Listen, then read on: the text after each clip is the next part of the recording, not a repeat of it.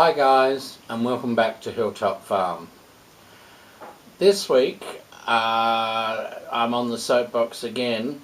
Don't think I've quite gotten off after last week's little rant, and we got quite a bit of support from you guys out there, so I really appreciate that. Now, I'm still on my soapbox a bit because I don't know how I stumbled across it. I'm sure it might come to me during the course of the video, but basically came to my attention that some years ago they introduced into the United States food chain genetically modified sugar beet. Okay, and it took off, and to the point where, I think about 8 years ago maybe, 100% of all commercially grown sugar beet in the US was now genetically modified, which is scary.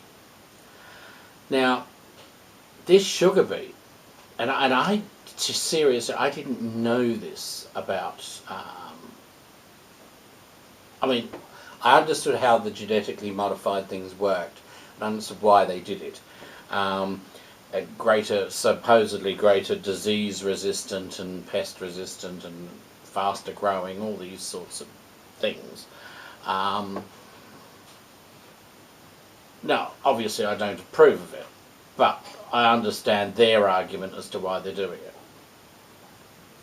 What I didn't know, and you may not know either, is this particular GMO sugar beet, is resistant to Roundup. Roundup. I mean, we don't use these things obviously at Hilltop, but my understanding is that there's pretty much 3 levels of herbicide. There's your standard basic herbicide that your average gardener uses to get rid of a couple of weeds that are growing on the driveway, and that's your basic level 1 herbicide. But then your industrial strength herbicide, your super weed butt kicker herbicide, is your Roundup. And the only thing you can go beyond after that is Agent Bloody Orange, from what I can make out. Now, we all know what happened with Agent Orange. My understanding is Roundup is only a step down from Agent Orange. And they're telling us that they actually spray the fields with this sugar beet in it with Roundup, and everything else dies except the sugar beet. Isn't this wonderful? Aren't we clever, they all say. Are you, excuse my French, are you friggin' kidding me with this? Wonderful. What sort of mutant bloody genetic modification have they done to this thing where it doesn't die with Roundup sprayed on it? And these scientists, I mean, do they think we're completely stupid? We all know, even the most basic, humble, uneducated farmer in the middle of nowhere knows, whatever you spray onto a plant, it absorbs it. Okay? And it doesn't matter what it is. Some, I mean, I wouldn't use them, but some chemical fertilizers, that's how they're used. They're sprayed on the leaves and it's absorbed into the plant to nourish it. So everything that gets sprayed on it gets absorbed. It's like if we get something sprayed on our skin, it's a certain amount of it is absorbed into the body. So these these sugar beets are being sprayed with a, I keep going to call it Agent Orange, but it may as well be. They keep being sprayed with Roundup. There's a certain amount of this Roundup, surely, that's being absorbed into the sugar beet. And it stays there. It might be diluted by the time it's picked and processed, but it's still there. And the sneaky part about it is what they use, the sugar they get from sugar beets, is the same as what they do with, you know, this corn syrup stuff they make, which, let's face it, is also from genetically modified plants. Who knows? Maybe they're immune from Agent Orange as well. I don't know, but they end up with these, and what do they do with them?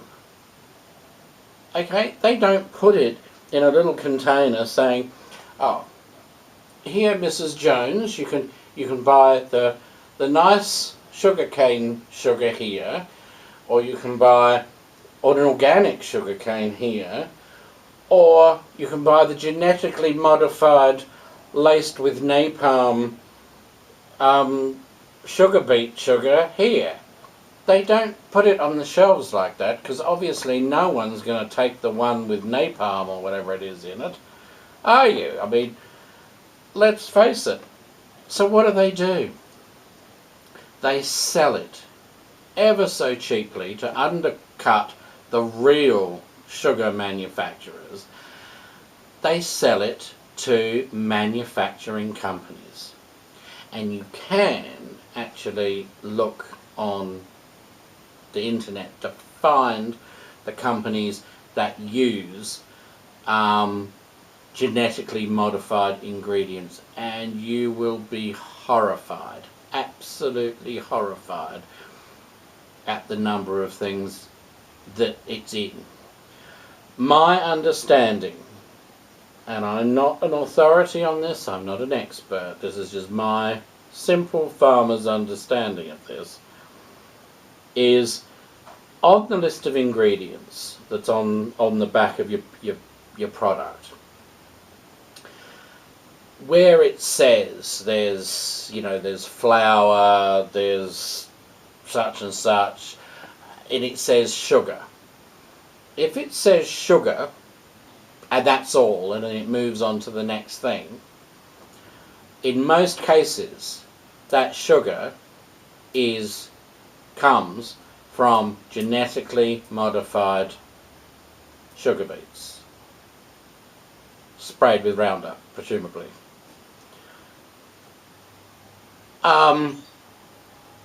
The only time you can guarantee it's not is if it specifically says sugar cane sugar or sugar from cane. If it says that specifically, you're okay. So I've had a look, and they all just say sugar. I haven't found anything that specifically says sugar cane. I mean, I'm sure they are out there, but I haven't seen it. They all say sugar. And they, apparently, there's so many American candies and chocolates and things like, I know, you've got sweets, lollies, candies, chocolates, and every country you go to, they're all called something different. But let's face it, we all know what they are. There's Snickers bars, Mars bars, Hershey, you name it, all those chocolate bars, all those sweets, whether it be Skittles, M&Ms, all these things are all throughout the countries worldwide. Now, I'm not saying that every single one that I rattled off has got GMO products in it, because I don't actually know. But I know a large percentage of the sugar from sugar beets goes to companies that manufacture lollies, sweets and candies, no matter what you call it, whatever it is you call it. Soft drinks, biscuits, anything absolutely anything that is processed and is sweetened runs the risk, and the majority, I'm told, of these things have got genetically modified sugar beets for the sweetener. And as I say, all those sugar beets are sprayed with Roundup. Now, only time will tell what the long-term effects of genetically modified foods are going to be on the human race and the planet. It's scary stuff because, like everything, we humans race in where angels fear to tread, and we're generally misguided by big business and governments, because at the end of the day, money talks. You only have to look at the political arena in the world at the moment to realise that money talks. That's all I'm going to say on that. But it is true. And the number of things that have happened over the years, and everyone's reassured that everything's fine, but time soon proves us wrong. This has happened with thalidomide babies. All those poor women that took that medication for morning sickness and had those terribly deformed children. And you know, we're talking babies born in my generation, and there's an awful lot of them out there that have deformities and have had to live their lives with those deformities thanks to that drug company. How that got approved, goodness only knows, but it did, presumably, and everyone was assured it was perfectly safe. Time showed us differently. I was on a particular medication for arthritis, pain in my knees, and after a few years of putting on weight, and of course the increase in weight made the knees worse, which meant I needed to be medicated more and more and more. And they've only just discovered in the last 3 months that in a certain percentage of people that take this medication, it actually causes them to retain fluid and gain weight, which of course in my case meant the condition got worse, so I took more of it, which meant that got worse, and that's the reason I'm the size I am.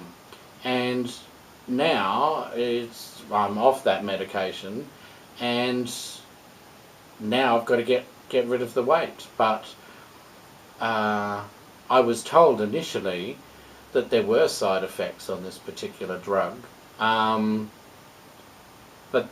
it was never told to me that was one of them. Never. So I personally, I consider myself living proof of this fact that you just don't know. They can tell you one thing and then, tell you something completely different further down the track. So I just don't believe them.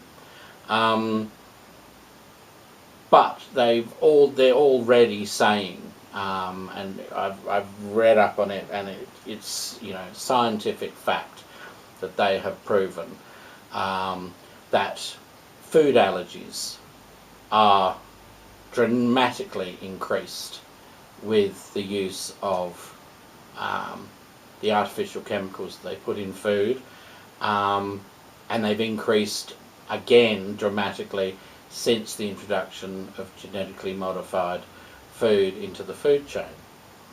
the problem that we're having with these superbugs that are resistant to antibiotics. Apparently, genetically modified food is making that situation worse. I don't understand the ins and outs of it, but the fact is, because they're making these superfoods that are super resistant to this, that and the other, one of the things they're resistant to apparently is antibiotics. And it's passing that trait on to the people that are eating it. So, you know, that's pretty brilliant. And we all know, I mean, I'm sure, because people that watch my channel are all of a very similar mind to me, and we all know that in 20, 30, 40, 50 years' time, however long it takes, they'll be banning genetically modified foods. And there'll be an outcry because there'll be a whole generation or two of people that are developing cancers or psychological disorders, or, you know, they won't be able to have children, or there'll be something happen because of this. We all know it's going to happen. It's a ticking time bomb. We're sitting here waiting to find out what it actually is that's going to be the clincher that's going to make the governments actually sit up and take notice and say, okay, yeah, time to go back to the drawing board. It's all very well to be able to cut the costs of putting sugar in all our processed foods, but we can't use these genetically modified sugar beets anymore because, you know, strangely enough, filling the food chain up with Roundup doesn't seem to be doing anyone's health any good. I mean, who knew? I don't understand it. You know, I just don't see how scientists can't join the dots. That you put herbicide, which is deadly toxic poisons, into the human body once is not good, but little tiny little drops of it every day. In some people's case, every few hours, because if it's in a soft drink and they drink all day, over a period of time, all this poison, the body ain't gonna like it, and the body's gonna, you know, it's gonna bite back. Why is it simple farmers know this, and scientists and politicians that are supposed to be infinitely more intelligent, with infinitely more education, they don't get it? Well, let's face it, they do get it, and it all comes back to what I said earlier. Money talks. And it's all about money. It's all about big business and money. And whether you're in politics, or you're in the drug industry, or anything like that, it's all about money. And it's the one difference between homesteaders and government, is we don't care about money, you know. I mean, it's nice to have it. You get money, you know, you can improve your fences and put a new roof on the barn, and, you know, maybe upgrade your tractor or whatever it is you want to do. That's great. But if we don't have it, we make do. We improvise. We use our brain and we work out a way to overcome our problems. Or we help our neighbour, or we ask our neighbour to help us. And that's how homesteaders get by.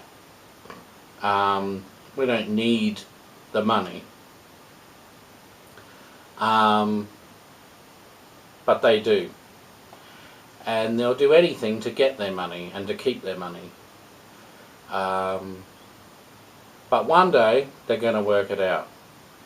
But in the meantime, I urge everyone worldwide, but particularly in the US, because that's where I was reading this report, don't eat any processed food. But if you have to eat processed food, please look at the ingredients and try not to get anything in it where it says it's just sugar or it's corn syrup. Or do not support genetically modified foods, whatever you do.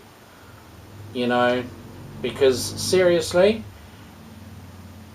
in 50 years' time, you're going to be rocking on your front porch and you're going to be rocking your great-grandchildren that are going to have 5 arms and 2 heads, and their heads are going to look like their backside, and you're going to have to kiss it. So, you know, think about that. Mutants. We'll all be breeding mutants. Okay, so that's enough from the soapbox today. So, if you enjoyed this video, give it a big thumbs up. Hit the subscribe button so you don't miss another Sunday Soapbox. And in the meantime, it's goodbye from Hilltop Farm. See ya!